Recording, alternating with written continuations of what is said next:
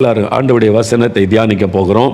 இந்த நாட்களில் சாபத்திலிருந்து விடுதலை பெறுவது எப்படி, சாபத்தை தேவன் எப்படி ஆசீர்வாதமாய் மாற்றுவார் என்பதற்காகத்தான் தொடர்ச்சியாக தியானித்து கொண்டு நம்ம வருகிறோம்.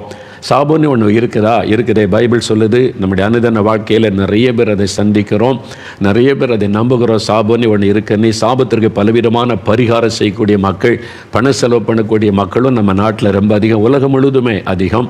ஆனால் உண்மையான பரிகாரம் என்ன, இந்த சாபம் ஏன் கிரியை செய்து, இந்த சாபத்தினுடைய கிரியைகள் என்ன, எப்படி விடுதலை பெறுவது என்பதை நம்ம அறிந்து கொள்ளதான் வேத வசனத்தின் வெளிச்சத்தில், இது தேவனுடைய வார்த்தை, இதில் எல்லாமே சொல்லப்பட்டு இருக்கிறது. இதை வைத்து தான் நம்ம தியானித்து கொண்டிருக்கிறோம். சரியா? என்னங்க கடவுள்கிட்ட இருந்து சாபம் வரும்னு சொல்றீங்க? கடவுள்கிட்ட இருந்தே சாபம் வருமா? அவர் ரொம்ப அன்பானவர் தானே, கடவுள்னாலே அன்பானவர், இரக்கம் உள்ளவர் தானே, அவர்கிட்ட இருந்து சாபம் வருமா அப்படின்னு கேட்டிங்கன்னா, நீதிமொழிகள் 3ஆம் அதிகாரம் 33ஆம் வசனம் பாருங்க. நீதிமொழிகள் 3ஆம் அதிகாரம் 33ஆம் வசனம் பைபிளில் திருப்புங்க. பழைய ஏற்பாட்டில் 765வது பக்கம் பாருங்க. துன்மார்க்கனுடைய வீட்டில் கர்த்தரின் சாபம் இருக்கிறது, நீதிமான்களுடைய வாசஸ்தலத்தையோ அவர் ஆசீர்வதிக்கிறார். இந்த பூமியில் 2 விதமான மக்கள் இருக்கிறாங்க, துன்மார்க்கர், நீதிமான்கள். பாவத்தில் துணிந்து வாழுகிறவங்க, நீதியாக வாழணும் அப்படின்ற எண்ணத்தோடு வாழுகிறவர்கள், வாழ முயற்சி பண்ணுகிறவர்கள், எல்லாமே எல்லா இடத்துலையும் இருக்கிறாங்க. நீதிமான்களாய் வாழணும், உண்மையாக இருக்கணும், எல்லா டிபார்ட்மெண்ட்லையும் இருக்காங்க, எல்லா மக்கள் மத்தியில் இருக்கிறாங்க, நேர்மையாக நடக்கணும், உண்மையாக நடக்கணும் பிரயாசப்படுறாங்க. அவங்க வாசஸ்தலம், அவங்க வீட்டில் கர்த்தருடைய ஆசீர்வாதம் இருக்குமா? துன்மார்க்கருடைய வீட்டில் துணிகரமாக பாவம் செய்கிறது. யார் என்ன கேட்பா? லஞ்சம், ஊழல், ஏமாத்துறது, வஞ்சிக்கிறது, மக்களை கலப்படம் பண்ணி ஏமாற்றி எப்படியாவது பணம் சம்பாதிக்கணும்னு சொல்லி பெண்களுடைய வாழ்க்கையை அழிக்கிறது, கெடுக்கிறது, வீடியோ எடுத்து அதை பார்த்து ரசிக்கிறது துன்மார்க்கன்.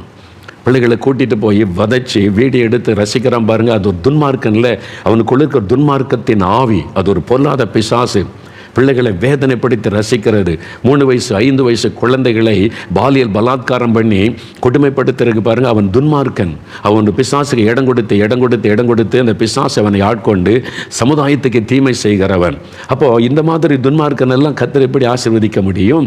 அவன் மனம் திரும்ப தேவன் வாய்ப்பு கொடுக்கிறார். பாவத்தில் இருக்கிறவங்களை நேசிக்கிறார், ஆனால் அவனுக்கு உதவி செய்ய முடியாது, அவன் ஆசீர்வதிக்க முடியாது. பாவிகளை இயேசு நேசிக்கிறார், மனம் திரும்ப வாய்ப்பு கொடுக்கிறார். நீ மனம் திரும்பி வந்தா பாவத்தை மன்னிச்சு சாபத்திலிருந்து விடுதலை தருவேன்னு அழைப்பு கொடுக்கிறார். எத்தனை சாட்சி இப்போ பார்த்தீங்கல்ல, அவங்கெல்லாம் மனம் திரும்பி ஆசீர்வதிக்கப்பட்டுட்டாங்கல்ல. அதுக்கு வாய்ப்பு இருக்கிறது. ஆசீர்வாதத்தையும் சாபத்தையும் உங்க முன்னால நான் வைத்திருக்கிறேன், நீ தான் தெரிந்து கொள்ளணும்னு பைபிள் ஆண்டவர் சொல்லுகிறார். அவர் மனிதர்களை பயமுறுத்தி அடிமைப்படுத்துகிற தேவன் அல்ல. ஆசீர்வாதம் இருக்கு, சாபமும் இருக்குது, ரெண்டையும் உனக்கு முன்னால் வச்சிருக்கேன், நீ தான் தெரிந்து கொள்ளணும். நான் சாபம் தான் தெரிந்து கொள்ளுவேன், நான் இப்படி தான் குடிப்பேன், நான் இப்படி தான் லஞ்சம் வாங்குவேன், இப்படி தான் ஊழல் பண்ணுவேன், இப்படி தான் அநியாயம் பண்ணுவேன்னா நீ சாபத்தை நீங்கள் தான் தெரிந்து கொள்கிறீங்க. ஆண்டவர் யாரையும் கட்டாயப்படுத்தலை. ஆசீர்வாதம் இருக்கு, 1000 தலைமுறைக்கு நான் உனக்கு ஆசீர்வாதம் வச்சிருக்கிறேன்னு சொல்லுகிறார். அப்போ துன்மார்க்கனுடைய வீட்டில் கர்த்தருடைய சாபம் இருக்கும். அங்கே சாபம் இருக்கிறது, வேதம் சொல்லுகிறாரு. துன்மார்க்கனுடைய ஒரு பாவம் செய்துட்டா சாபம் வராது. பாவி வேறு, துன்மார்க்கன் வேறு. ஒரு பாவம், ஒரு மனுஷன் பீடி சீரட் பிடிக்கிறான், அது ஒரு பாவ பழக்கம்.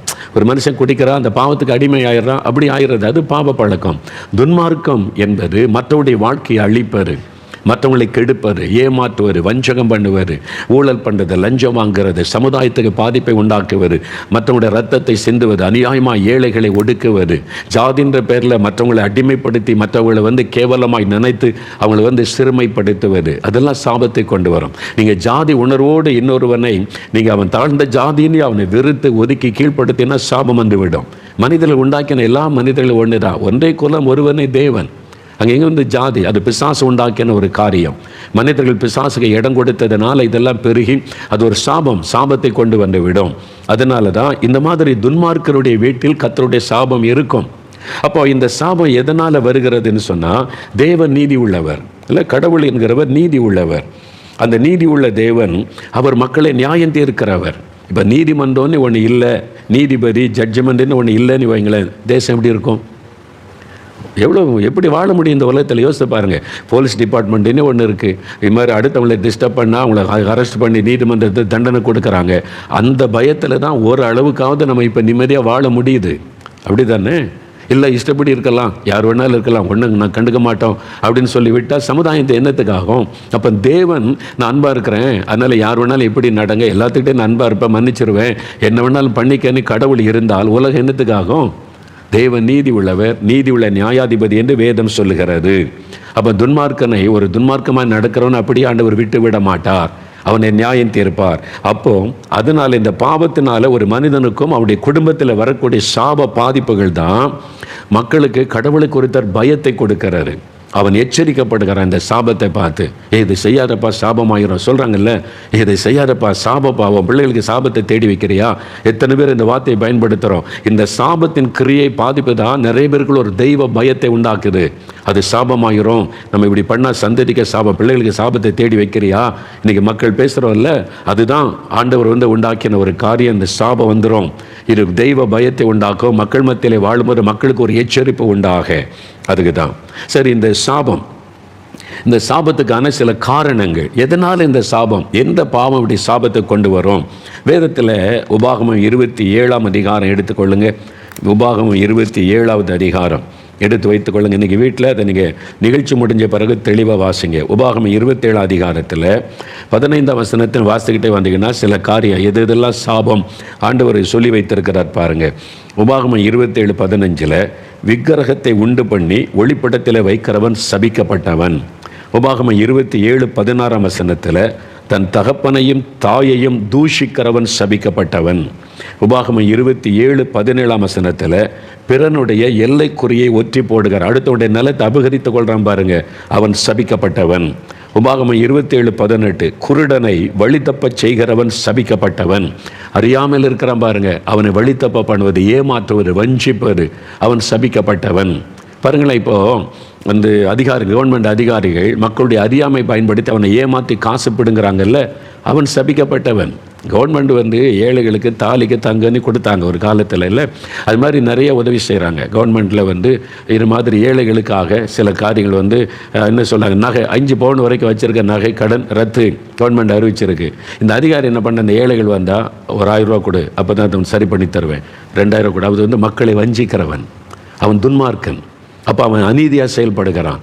அப்போது இந்த குருடரை வழி தப்பப்படி இல்லை, இப்படி இருக்குது, ஏமாற்றி காசு பறிப்பார். ஏழை ஜனங்கிட்ட அவன் அறியாமையை பயன்படுத்தி, அவங்க பாவம் அறியாமை, அதை பயன்படுத்தி இவ்வளோ கொடு, கவர்மெண்ட் கொடுக்குற நன்மையை கொடுக்கறதுக்கு லஞ்சம் வாங்குறான் பாருங்க. அவன் குருடர்களை வழி தப்ப செய்கிறவன் சபிக்கப்பட்டவன்.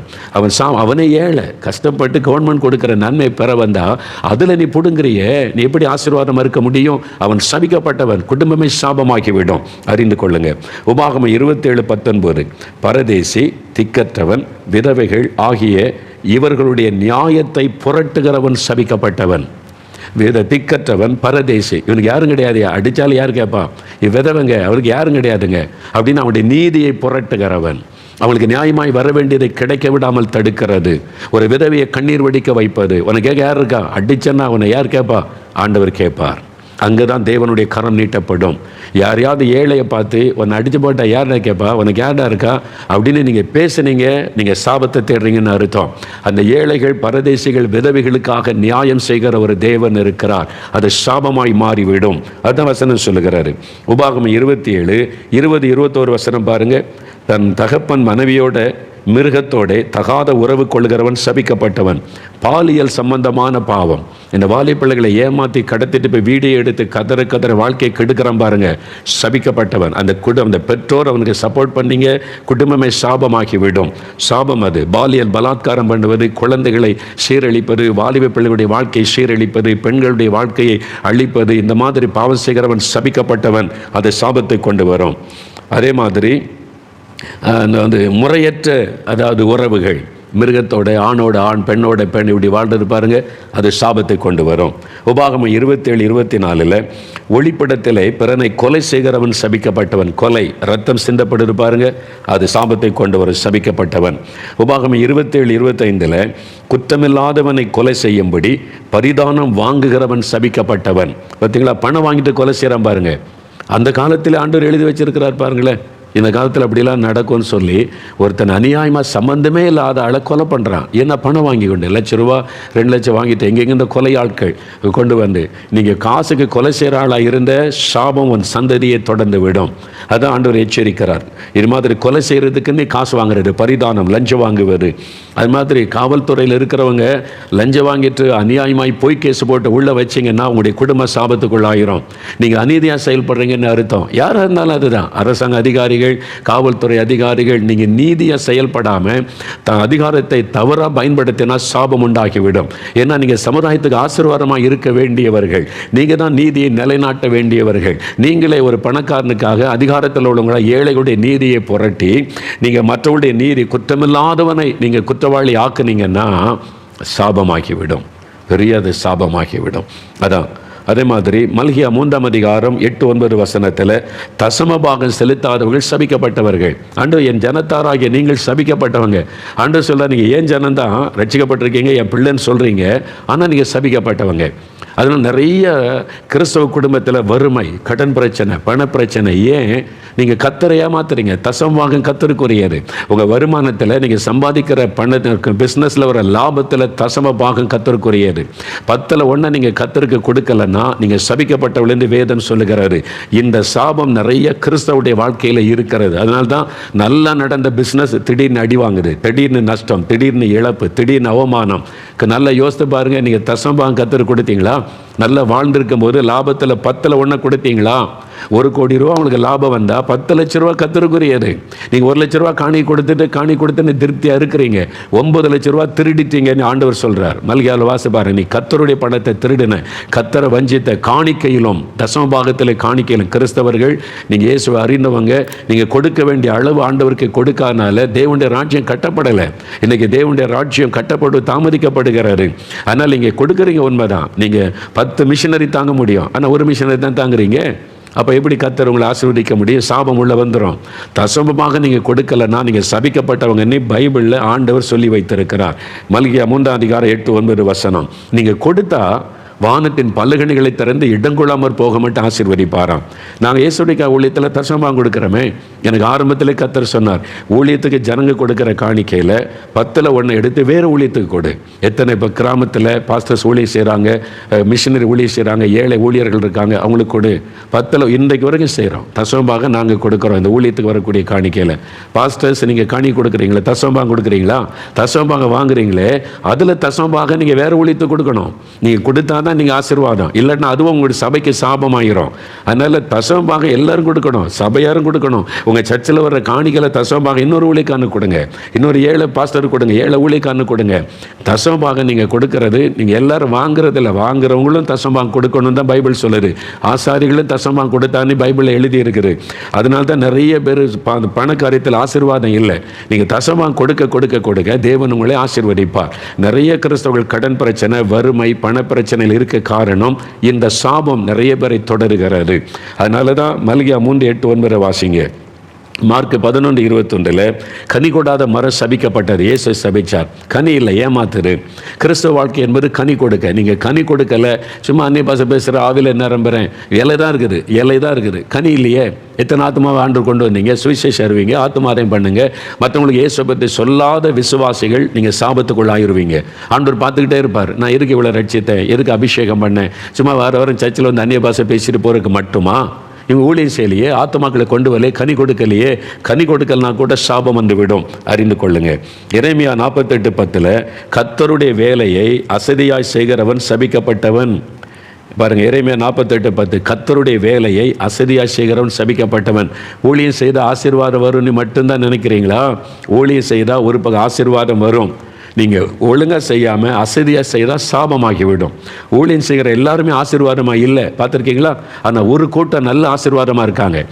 சின்ன ஊழியம் செய்தாலும் அவங்க நல்ல ஒரு நிம்மதியாக சந்தோஷமாக குறைவில்லாமல் வாழ்கிற ஏராளமான ஊழியர்களை பார்த்துருக்கிறேன். அதே சமயத்தில் ஒரு ஆசீர்வாதம் இல்லை, வறுமையில் அடுத்த ஆண்டு கையேந்திக்கிட்டு எனக்கு கொஞ்சம் கொடுங்க, எனக்கு ஒரு உதவி செய்யுங்க, இப்படியே கையேந்தி பிச்சைக்கார மாதிரி அலையிற ஊழியர்களையும் பார்த்துருக்கிறேன். ஏன் தெரியுமா? நீங்கள் கர்த்தருடைய வேலையை அசதியாக செய்கிறீங்க. நீங்கள் கொஞ்சம் சிந்திங்க, உட்காந்து யோசிங்க. கர்த்தர் சொல்லுகிறபடி, கர்த்தர் விரும்புகிறபடி நான் ஊழியம் செய்கிறேன்னு யோசித்து பாருங்கள். ஒவ்வொரு ஊழியக்காரையும் கர்த்தர் ஆசீர்வதிப்பார், ஒவ்வொரு சபையும் கர்த்தர் ஆசீர்வதிப்பார். கர்த்தருடைய வேலையை அசதியாக செய்கிறவன் சபிக்கப்பட்டவன். அதே மாதிரி எரேமியா 17:5 பாருங்க, கர்த்தரை விட்டு விலகுகிற இருதயம் உள்ளவன் சபிக்கப்பட்டவன். அதாவது சுய பலத்தின் மீது நம்பிக்கை வைத்து, மனிதர்கள் மேல நம்பிக்கை வைத்து, கர்த்தரை விட்டு இருதயத்திலே பாருங்க, மனுஷர் மேல் நம்பிக்கை வைத்து மாம்சமானதை தன் புயபலமாக்கி கொண்டு கர்த்தரை விட்டு விலகுகிற இருதயம் உள்ளவன் சபிக்கப்பட்டவன். இவங்க சர்ச்சுக்கு போவாங்க, ஜெபம் பண்ணுவாங்க, ஊழியெல்லாம் செய்வாங்க, ஆனா இருதயத்தில் கர்த்தரை விட்டு விலகி இருப்பாங்க. அவங்களுக்கே தெரியாது இருதயத்தில் விலகிறதுனா என்ன அப்படின்னு சொன்னால், அதாவது நம்பிக்கை மனுஷர் மேலே வைக்கிறேன், சொந்த பலம், எனக்கு திறமை இருக்குது, எனக்கு பலன் இருக்குது, நான் சாதிப்பேன், சுயத்தின் மேலே நம்பிக்கையும், மனிதர் மேலே எனக்கு இவர் இருக்கார், எங்கள் சபையை அவர் பார்த்துக்குவார், ஒரு பணக்காரர் வந்திருக்காருல்ல, அவர் வச்சு நான் எங்கள் சபையெல்லாம் நடத்திடுவேன். மனிதர் மேலே நம்பிக்கை, கர்த்தர் மேலே நம்பிக்கை வைக்காமல் காணிக்கை கொடுக்குற மனுஷர் மேலே நம்பிக்கை வச்சாலே அது ஒரு சாபம்.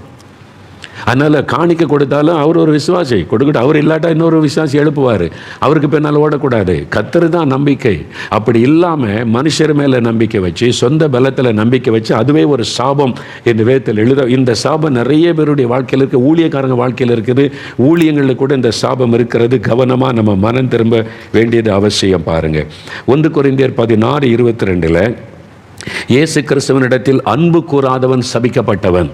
உனக்காக ஒரு ஆண்டவர் மரிச்சார், உன் மேலே அன்பு வைத்திருக்கிறார், உன்னை மன்னிக்க ரட்சிக்க ஆயத்தமாக இருக்கிறான், இவ்வளவு இலவசமாக உனக்கு பாவ மன்னிப்பு, இலவசமாக சாபத்திலிருந்து விடுதலை, உனக்கு பரலோக பாக்கியம், உனக்காக மரித்த ஆண்டவர் என்று இந்த ஆண்டவரை சொல்லியும் இப்படிப்பட்ட ஒரு ஆண்டவரை நீ நேசிக்காவிட்டால் அதுவே உனக்கு சாபம். அப்படிதான் வசனம் சொல்லுது. ஒன்றுமே செய்யாததுக்கு கொண்டு காசெல்லாம் கொட்டி கொட்டி கொட்டி பக்தின்ற, ஆனால் உனக்காக உயிரையே கொடுத்த ஆண்டவரை பற்றி தெரிந்தும் அவர் மேலே நீங்கள் அன்பு கூறாவிட்டால் அதுவே உங்களுக்கு சாபமாகும் என்று வேதத்தில் எழுதப்பட்டிருக்கிறது. கலாத்தியர் 1:8-9 பாருங்க, வேறொரு சுவிசேஷத்தை பிரசங்கிக்கிறவன் சபிக்கப்பட்டவன். வேறு அது கள்ள உபதேசம். கள்ள உபதேசத்தை கொண்டு வந்து நிறைய பேர் இன்றைக்கி பேசுகிறாங்க, கிருபை பற்றி, பரிசுத்தத்தை பற்றி, இயேசு பற்றி தப்பாக பேசுகிற துணிகரமான ஊழியர்கள் எழுப்பிட்டாங்க. பைபிளை வைத்துக்கொண்டு சும்மா டான்ஸ் ஆடிக்கிட்டு விசில் அடிச்சுக்கிட்டு சாபம். இப்போ தெரியாது, அந்த சாபத்தினுடைய விளைவு கொஞ்ச நாளில் தெரியும், அந்த பாதிப்பு தெரியும். கள்ள உபதேசம் பண்ணுகிறவன் சபிக்கப்பட்டவன், வேறொரு சுவிசேஷத்தை பிரசங்கம் பண்ணுகிறவன் சபிக்கப்பட்டவன். அதெல்லாம் சொல்லப்பட்டிருக்கிறாரு. பாருங்க, இவ்வளோ காரியம் இருக்குது பைபிளில். இன்னும் உங்களுக்கு தெரிந்த வசனத்தில் ஆராய்ச்சி பண்ண கர்த்தர் பேசுவார். இப்போ இந்த மாதிரி எந்த காரியத்தினால நீங்கள் சாபத்துக்குள்ள ஆயிட்டீங்க, எது உங்களுடைய சாபம் உங்கள் வாழ்க்கையில் பாதிப்பை உண்டாக்கியிருக்குன்னு வசனத்தோடு ஒப்பிட்டு நீங்கள் பார்க்கணும். சரியா? முக்கியமான சில காரியம் 1-2 காரியம் சொல்கிறேன் பாருங்கள். உபாகமம் 28:15 இதுதான் ரொம்ப முக்கியமான காரணங்களில் ஒன்று. உபாகமம் 28:15 நீங்கள் வாசித்தால், இன்று நான் உனக்கு விதிக்கிற உன் தேவனாகிய கர்த்தருடைய எல்லா கற்பனைகளின்படியும் கட்டளையின்படியும் நடக்க கவனமாயிருப்பதற்கு அவர் சத்தத்திற்கு செவி கொடாதே போவாயாகில், கர்த்தருடைய சத்தத்துக்கு செவி கொடுக்காம அவருடைய கட்டளையின்படி நடக்காமல் போனால் இப்பொழுது சொல்லப்படும் சாபங்கள் எல்லாம் உன்மேல் வந்து உனக்கு பலிக்கும். அப்போ முக்கியமான காரியம் என்னென்னா, கர்த்தர் நமக்கு சொல்லியிருக்கிற கட்டளைக்கு நம்ம கீழ்ப்படியலைன்னா அதுவே சாபம். அப்போ ஆண்டவர் என்ன சொல்லியிருக்கிறார் என்ற வேதத்தை வாசித்து அறிந்து அதன்படி வாழ ஒப்பு கொடுத்தவங்க எல்லாம் ஆசீர்வதிக்கப்பட்டவங்க. அது என்ன வேணாலும் சொல்லிட்டு போட்டோம், நான் இப்படி தான் வாழுவேன், சர்ச்சுக்கு போகிறேன், காணிக்கு போகிறேன், அப்புறம் அரசியல் பண்ணுவேன், கலாட்டா பண்ணுவேன், ஏமாற்றுவேன், நான் இப்படி தான் இருப்பேன். சாபம். வசனத்தின்படி நடக்கணும். இந்த வசனம் என்ன சொல்லியிருக்குது பார்க்கணும். சர்ச்சில் செக்ரட்டரியா, ஒரு செக்ரட்டரியை பற்றி பைபிளில் என்ன இருக்குது வாசித்து அறிந்து அதன்படி வாழ ஒப்பு கொடுக்காட்டா நீங்கள் சாபத்துக்குள்ளாயிருவீங்க. ஒரு ஊழியக்காரன் ஆகிட்டா, ஒரு ஊழியக்காரன் எப்படி இருக்கணும் பைபிள் எழுதி கொடுத்ததுக்கப்போ நான் ஒரு ஊழியக்காரனா எப்படி இருக்கணும், ஆண்டவர் என்ன வரும், அதற்கு நான் ஒப்பு கொடுக்காட்டா நான் சாபத்துக்குள்ளாயிருவேன். இதான் உண்மை. சபை உபதேசியராக இருந்தாலும் சரி, செக்ரட்டரி, ட்ரெஷரர், கமிட்டி மெம்பர் யாராக இருந்தாலும் ஒவ்வொருத்தருக்கு வந்து பைபிளில் இருக்குது, அதை வாசித்து அதன்படி வாழ நீங்கள் ஒப்பு கொடுக்காம இதுக்கு முன்னால் அவங்க இப்படி இருந்தாங்க இப்படி இருந்தாங்க நான் இப்படி தான் இருப்பேன் திமிரா அணைஞ்சிங்கன்னா சாமம் ஒரு நாள் வந்து தாக்கம் பாருங்கள், எழும முடியாது, உடனே வந்துடாது. அதனால தானே துணிகரம். துன்மார்க்கருக்குரிய தண்டனை சீக்கிரமாய் நடவாதபடியால் அவனுடைய உள்ளம் அவனுக்குள்ளே துணிகரம் கொள்ளுகிறதுன்னு பைபிள் எழுதியிருக்கு. ஆண்டவர் மனம் திரும்ப வாய்ப்பு கொடுக்கிறார். இப்போ உன்கிட்ட பேசுகிறார், இப்போவும் நீ மனம் திரும்பலை. இவ்வளவு நிகழ்ச்சி, இத்தனை சாட்சி, எத்தனை பேர் இந்துக்கள் புறஜாதி மக்கள் கூட வசனத்தை கேட்டு மனம் திரும்பி சர்ச்சிக்கப்பட்ட இத்தனை சாட்சி கேட்ட பிறகும் நான் இன்னும் ஆசீர்வாதத்தட்டு தான் எடுப்பேன், என் பெருமை தான் முக்கியம், நான் சபையில் என்னுடைய ஆட்சி தான் முக்கியம்னு சொன்னால் சாபம் ஒரு நாள் வந்து மோதும் பாருங்க, தப்ப முடியாது. எத்தனை ஊழியக்காரன் ஜெபிச்சாலும் விடுதலை கிடைக்காது, அழிஞ்சு போயிடுவீங்க. சாபத்தினுடைய விளைவு ஒருத்தரும் தப்ப முடியாது. வசனம் தெரியாதவங்க, அவங்க இந்துக்கள், அவங்களுக்கு இந்த வசனம் தெரியாது. ஆனாலும் பாருங்கள், வசனத்தை கேட்டு எவ்வளோ பேர் இன்றைக்கி தேசத்துக்காக ஜெபிக்கிறாங்க. எத்தனை இந்துக்கள், ஐயா நாங்கள் தேசத்துக்காக பிரார்த்தனை பண்ணுறோம் ஐயா, எங்களுக்கு இதெல்லாம் யாரும் சொல்லிக் கொடுக்கல, இப்போ தான் நாங்கள் தெரிந்து கொண்டோம். அவங்க ஜெபிக்கிறாங்களே. கமிட்டி மெம்பர் நீங்கள் ஜெபிக்கிறீங்களா? செக்ரட்டரி நீங்கள் ஜெபிக்கிறீங்களா? உபதேசியாரை நீங்கள் எத்தனை நேரம் எவ்வளோ நேரம் ஜெபிக்கிறீங்க? யோசிங்க. நியாயத்தீர்ப்பு நாள் அவங்க வந்து நிற்பாங்கல்ல. அப்போ இஷ்டப்படி வாழ்வது, இஷ்டப்படி ஊழியம் செய்கிறது ஊழியம் கிடையாது. வசனத்தின்படி செய்யணும். அதுக்கு தான் வசனத்தில் பைபிளை கையில் வச்சுருக்கோம்ல, ஒன்றுக்கு வசனத்தை பார்க்கணும். வசனத்தின்படி உபாகம் 28:45 இன்னொரு வசனம் பாருங்கள். உன் தேவனாகிய கர்த்தர் உனக்கு விதித்த அவருடைய கற்பனைகளையும் கட்டளைகளையும் கை கொள்ளும்படி நீ அவர் சத்தத்திற்கு செவி கொடாதபடியினால் இந்த சாபங்கள் எல்லாம் உன்மேல் வந்து நீ அழியும் மட்டும் உன்னை தொடர்ந்து பிடிக்கும். நீங்கள் அழிஞ்சு போக வரைக்கும் அந்த சாபம் தொடர்ந்து பிடிக்குமா? நீ வசனத்தின்படி நடக்கணும், ஒப்பு கொடுக்கல. வசனத்தின்படி நடக்க ஒப்பு கொடுக்கணும். அதான் பிள்ளைகளே, உங்களோட ஆயுசு நாட்கள் நீடிச்சிருக்கிறதுக்கும் உங்கள் வாழ்க்கையில் நன்மை நடக்கிறது தாய் தகப்பனுக்கு கனம் பண்ணுங்க, கீழ்ப்படிங்கன்னா பைபிளில் இருக்குது. அப்பா அம்மாவுக்கு கீழ்ப்படியில்லைன்னா சாபம் வந்துடும். நீங்கள் ஆசீர்வாதமாக இருக்க முடியாதுன்னு பைபிளில் இருக்குல்ல. அப்போ வசனத்தின்படி எங்கள் அப்பா அம்மாவுக்கு நான் கீழ்ப்படிவேன், அவங்க சொல்கிறத நான் கேட்பேன், கனப்படுத்துவேன்னு சொல்லணும். சரியா? யாத்திராகமும் 34:7 பாருங்கள், இந்த சாபம் எது வரைக்கும் தொடருன்றத இன்னொரு வசனத்தில் யாத்திராகமம் 34:7 பாருங்கள். ஒரு கர்த்தருடைய வசனத்தின்படி நடந்து அவருக்கு பிரியமாக நடந்தால் 1000 தலைமுறைக்கும் அவர் இரக்கத்தை காக்கிறவர். 1000 தலைமுறைக்கும் உங்களுக்கு ஆசீர்வாதம், தலைமுறையா.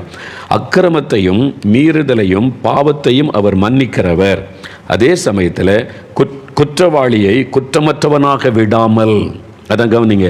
நம்ம பாவத்தை விட்டு மனம் திரும்பி, நான் தெரியாமல் செஞ்சிட்டேன், தெரிஞ்சு கூட என்னால் விட முடியாமல் ஆயிட்டேன், என்னை மன்னிச்சிருங்க நீ மனம் திரும்பிட்டா உடனே ஆண்டவர் அவனுடைய பாவத்தை மன்னிக்கிறவர், மீறுதலை மன்னிக்கிறவர்.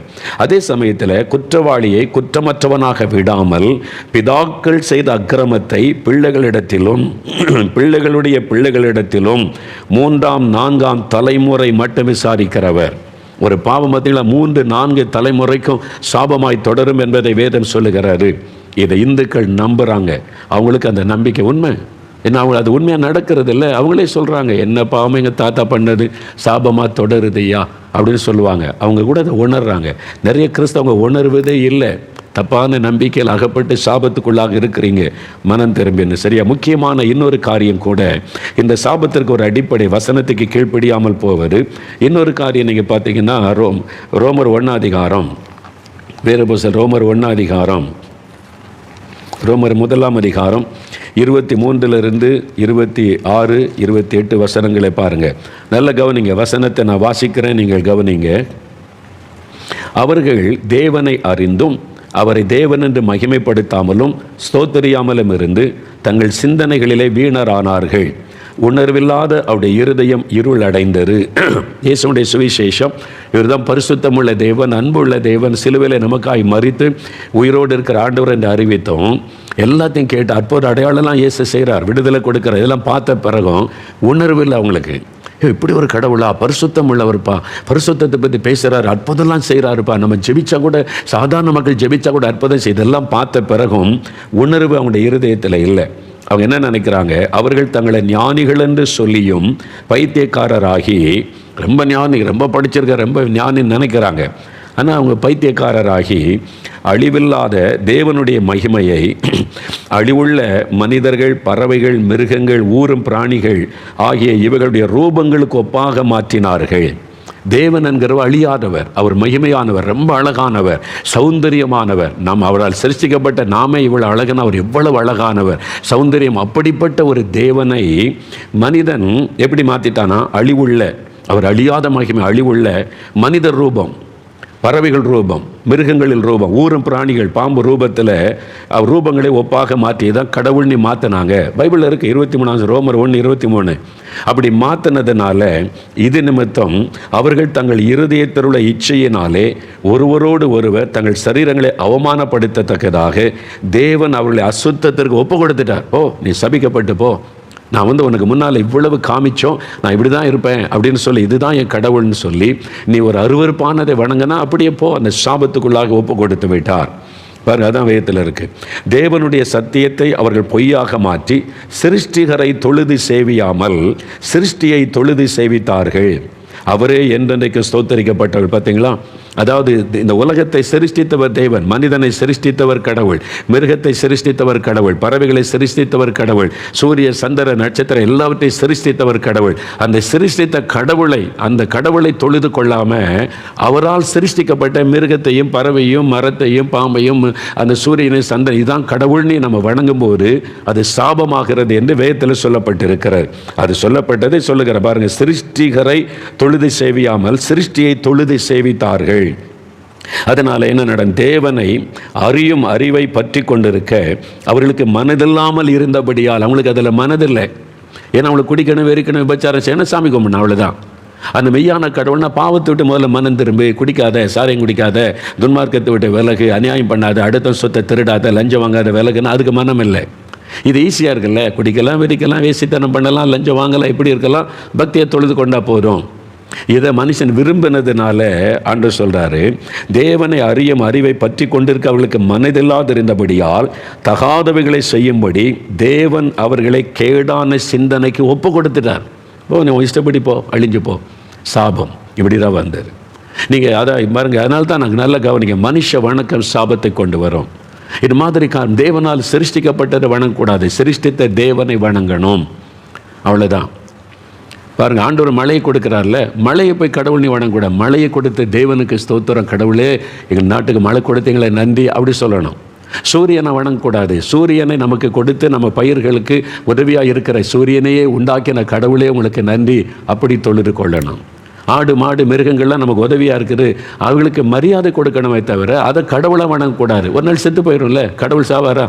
செத்து போயிட்டு என்ன பண்ணல? அந்த இவைகளை உருவாக்கி நமக்கு கொடுத்த கடவுளுக்கு ஸ்தோத்திரம். எனக்கு இந்த மாட்டை கொடுத்தீங்களே ஆண்டவரே ஸ்தோத்திரம், இந்த நிலங்களை கொடுத்தீங்களே ஆண்டவரே ஸ்தோத்திரம், இந்த தண்ணீரை கொடுத்தீங்களே ஆண்டவரே ஸ்தோத்திரம், இந்த சூரியனை எங்களுக்கு நன்மைக்காக தந்திருக்கிறீங்களே ஸ்தோத்திரம். அப்படி தான் கடவுளை வணங்கணுமே இல்லாமல் அவரால் சிருஷ்டிக்கப்பட்டதெல்லாம் கடவுளாக்குனா தேவனுடைய உள்ளம் துக்கம் அடைந்து சாபமாய் மாறிவிடும் என்று வேத வசனம் சொல்லுகிறது. நான் அந்த வசனத்தை தான் உங்களுக்கு சொல்லுகிறேன். இப்போ உதாரணத்துக்கு ஒன்று எடுங்க. இல்லைங்க, கடவுள்னு நினச்ச கடவுள் தான், நம்ம கடவுளை நினச்சி கும்பிட்றோம் அப்படின்னு நினைக்கலாம். இல்லை, அது சாபமாயிரும். எப்படி சொல்கிறீங்களா? ஒவ்வொரு நாட்டுக்கும், நம்ம நாட்டுக்கு பிரதமர், ஜனாதிபதி, அமெரிக்காவில் ஜனாதிபதி, இப்போ ரஷ்யாவில் ஜனாதிபதி, ஒவ்வொரு நாட்டில் பிரசிடெண்ட்டுமாங்க, ஒவ்வொரு நாட்டில் அவங்க தான் அவங்க நாட்டுக்கே தலைவர், லீடர். இல்லை, அவங்களுக்கு தான் அந்த 5 வருஷம் ஆட்சி பண்ணுவாங்க, லீடர். அந்த ஒரு நாட்டில் இருக்கிற ஒரு பிரசிடெண்ட்டுன்னு வைத்துக்கொள்ளுங்க. அமெரிக்காவிலேயோ ரஷ்யாவிலேயோ இந்தியாவிலேயோ எந்த நாட்டில் அந்த முதன்மையான இடத்துல இருக்கிறவங்கள நான் கடவுளாக நினைக்கிறேன், அவங்க தான் எங்கள் நாட்டுக்கு முதல் இடத்துல எங்கள் நாட்டெல்லாம் பாதுகாக்கிறாங்க, எங்கள் நாட்டுக்கு நன்மை செய்ய கடவுளாக நினைக்கிறேன்னு சொல்லி குரங்கு மாதிரி ஒரு பொம்மை செஞ்சு 4 கை 5 கை தலையெல்லாம் வித்தியாசமாக வச்சு ஒரு அகோரமாக ஒரு சிலையை செஞ்சு 1 கோடி ரூபா செலவு பண்ணி பெரிய கோயிலை கட்டி பளிங்கு கல்லெல்லாம் போட்டு பெரிய விழா நடத்தி எங்களுடைய பிரசிடெண்ட்டை நான் கடவுளாக வணங்குறேன், என் பிரசிடெண்ட்டுக்கு ஒரு கோயில் கட்டிட்டேன் பிரதிஷ்டைன்னு எல்லாரையும் கூப்பிட்டா அரசாங்கம் சும்மா இருக்குன்னு நினைக்கிறீங்க? சிந்திங்க. பிரசிடெண்ட் எவ்வளோ அழகாக நீட்டாக போட்டு ட்ரெஸ் போட்டு அழகாக இருக்கிறார், நீ என்ன குரங்கு மாதிரி செஞ்சு வச்சுருக்க, நீ என்ன பாம்பு மாதிரி செஞ்சு, நீ என்ன இத்தனை கை வச்சு அகோரமாக செஞ்சு, அவர் எவ்வளோ அழகாக இருக்கார், இது நீ அவரை அவமானப்படுத்துகிறா? இல்லை நான் அவரை கடவுளாக நினைக்கிறேன், பாருங்கள் பளிங்கு கல்லால் கோயிலெலாம் கட்டியிருக்கிறேன், அவரு தான் கடவுள், நான் அவரை கடவுளாக பார்க்குறேன் நீங்கள் சொன்னாலும் அரசாங்கம் ஒத்துக்கொள்ளாது. உடனே அரெஸ்ட் பண்ணி தூக்கி கொண்டு ஜெயிலில் வச்சுருவாங்க. நீ அவமானப்படுத்துகிறாய், நம்முடைய தேச தலைவரை நீ அவமானப்படுத்துகிறாய். அதே மாதிரி தான் கடவுள் என்கிறவர் மகிமையானவர், அழகானவர், அவ்வளவு அழகானவரை நீங்கள் இஷ்டப்படி ஒன்றை செஞ்சு வச்சுக்கிட்டு இவர் தான் கடவுளை, இவர் தான் இங்கே உண்டாக்குனார்னா நீங்கள் கடவுளை அவமானப்படுத்துகிறீர்கள் என்று அர்த்தம், அவரை கேவலப்படுத்துறீங்கன்னு அர்த்தம். அது சாபமாய் மாறிவிடும். நீங்கள் எவ்வளோ பக்தியாக கும்பிட்டாலும் அதை பரலோகம் ஏற்றுக்கொள்ளாது. எப்படி நீங்கள் எவ்வளோ பக்தியாக நீங்கள் மாலை போட்டு தரையில் விழுந்து என் பிரசிடெண்ட்டை வணங்குறேன்னு சொன்னாலும் அரசாங்கம் ஒத்துக்கொள்ளாது. நீ அவரை அவமானப்படுத்துகிறாய், உனக்கு யார் இந்த அதிகாரம் கொடுத்தாரு, வா ஜெயிலில் கொண்டு போய் வச்சுருவாங்க, அவ்வளோதான். அதே மாதிரி தான் அவ்வளவு அழகான வசனம் சொல்லுது, மகிமையின் ரூபம். தேவன் மகிமை, அவர் எவ்வளவு அழகானவர். அப்படிப்பட்ட ஒரு கடவுளை உங்கள் இஷ்டத்துக்கு ஒரு உருவத்தை செஞ்சு வச்சு இவர் தான் கடவுள்னு சொல்லும்போது அது தேவனை, கடவுளை அவமானப்படுத்துவதற்கு சமம், அது சாபமாய் மாறிவிடும் என்று வேதம் நமக்கு சொல்லுகிறாரு. ஆனால் தான் கிறிஸ்தவர்கள் நீங்கள் இஷ்டத்துக்கு இயேசுகிற சிலையை செஞ்சு வைக்கிறது, இந்த சிலை அந்த சிலையை வச்சு நீங்கள் கும்பிட்டீங்கன்னா நீங்களே யோசிங்க, வசனத்தின்படி அது உங்களுக்கு ஆசீர்வாதமாக இருக்குமா? தேவன் நம்முடைய உள்ளத்தில் வாசம் பண்ணுகிறார், நம்முடைய இருதயத்தில் வாசம். அவர் அவ்வளவு சௌந்தரியமானவர், அழகானவர். அதனால் இது ஒரு பெரிய சாபம். பக்தி என்ற பேரில் நிறைய பேர் சாபத்தையே தேடிக்கொண்டு இருக்கிறதை பார்க்க முடிகிறது. நீங்களே யோசித்து பாருங்க, நீ கொஞ்சம் சிந்திச்சாலே போதும். அதுதான் வசனத்தில் எழுதி, இந்த மாதிரி உள்ள மக்களை தான் தேவன் சாபத்துக்கு ஒப்பு கொடுத்து விட்டார் என்பதாக வேதம் எச்சரிக்கிறது. அதனால் மகிமை உள்ள தேவனை நம்ம அவருடைய மகிமையோடு அவர் ஆராதிக்கணும், நம்ம துதிக்கணும், ஜெபிக்கணும். சரியா? இதை மனதிலே கொள்ளணும். அதே மாதிரி தாய் தகப்பனை கண்ணீர் வடிக்க வைப்பது பெரிய சாபத்தை கொண்டு வரும். நல்லா அறிந்து கொள்ளுங்க. தாய் தகப்பனை கண்ணீர் வடிக்க வச்சிங்க, சாபம். வாலிப பிள்ளைகள் பயங்க கவனமாக இருக்கணும். ஒரு சமயம் ஒரு வாலிப மகள் எனக்கு கடிதம் எழுதியிருந்தாள். காலேஜில் படிக்க போனவள், இன்னும் 3 வருஷம் படிக்கணும், அப்புறம் 2 வருஷம் மேல் படிப்பு, இதெல்லாம் பெற்றோர் கஷ்டப்பட்டு மகளை வளர்த்து கஷ்டப்பட்டு படிக்க அனுப்புனா, 1 வருஷம் படித்து 2வது வருஷம் வந்து நான் ஒரு பையனை விரும்புகிறேன், கல்யாணம் பண்ண போகிறேன். பெற்றோருடைய இருதயம் நொறுங்கி போச்சு. எவ்வளோ சொல்லி பார்த்தாங்க, அவனுக்கும் கடவுளுக்கு சம்மந்தமே இல்லை. அப்படி ஒரு பையனோட பழகிறியம்மா, அதுவும் இந்த வயசா? நீ இன்னும் 5 வருஷம் படித்து நல்ல நிலைமைக்கு வந்தால் அவன் எதிர்காலம் நல்லா இருக்கும். நான் எல்லாம் முடியாது, கண்ணுக்கு விருப்பம், கண்கள் இச்சை, மாம்ச இச்சைக்கு இடம் கொடுத்து நிறைய வாலிப பிள்ளைகள், வாலிப பையன்கள் சாபத்தை தேடிக்கொள்கிறீங்க. உடனே தெரியாத சாபத்தின் விளைவு. அவள் இப்போ சொன்னால் எவ்வளோ பெற்றோர் கெஞ்சி பார்த்தாங்க, நான் உன்னை படிக்க வைக்கிறோம், இன்னும் 5 வருஷம், அதுக்கப்புறம் இதெல்லாம் யோசிக்கலாம். நான் இல்லை, நான் இப்போவே நான் கரெக்டாக தான் முடிவு எடுப்பேன் அப்படின்னு சொல்லி வீட்டை விட்டே போயிட்டான். போய் அவனோட வாழ போகிறேன்னு சொல்லி தாய் தகப்பனுக்கு அவமானம், நிந்தை, தலை குனிவு, கண்ணீர் விட்டு அழுதாங்க. என்ன செய்ய முடியும்? அவள் பெற்று வளர்த்து ஆளாக்குன்னு ஒரு பிள்ளை தாய் தகப்பன் எப்படி போனால் எனக்கு என்ன, என் விருப்பம் நிறைவேறணும், அவ்வளோதான். அவங்க அவமானப்பட்டு கூனி குறுகி சமுதாயத்தில் கண்ணீர் வடித்தாங்களே, தேவன் அதை கண்டார். சில மாதம் கழிந்தது. பெற்றோருடைய மனசு இல்லை, பிள்ளைகள் தான் தப்புனாலும் பெற்றோருடைய மன இழந்து, சரி பிள்ளை தப்புன்ட்டான், நான் மன்னிச்சு ஏற்றுக்கொள்ளானே மகளை கூப்பிட்டு வந்து அவளுக்கு எல்லா உதவியும் செஞ்சாங்க.